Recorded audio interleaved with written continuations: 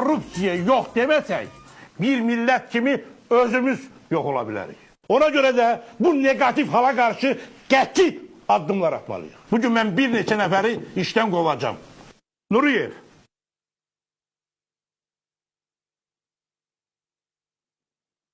Babayev. Ne oyunlarda? Tehmezova.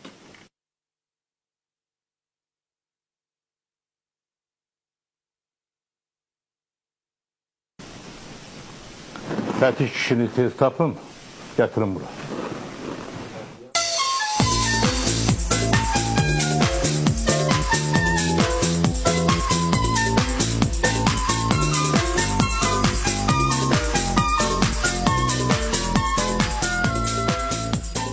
Fetih kişi, təşkilatın həyətində dayanan maşınların şüşələrini silirsən, təkərlərini qaraldırsan.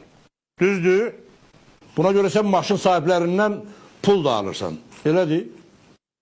O adi pul değil. O rüşvətdir Fetih kişi. Bilmirsən ki bu əməlinlə ölkəmizin inkişafına əngəl törədirsən. Mən vəzifəsindən sui-istifadə edən, əli rüşvətə, korrupsiyaya bulaşmış Fetih kişini işten azad edirəm. Qoy bu hamınıza görk olsun. Kulağınızı açın eşidin. Rüşvetxorluq ve korrupsiya milleti uçuruma aparır.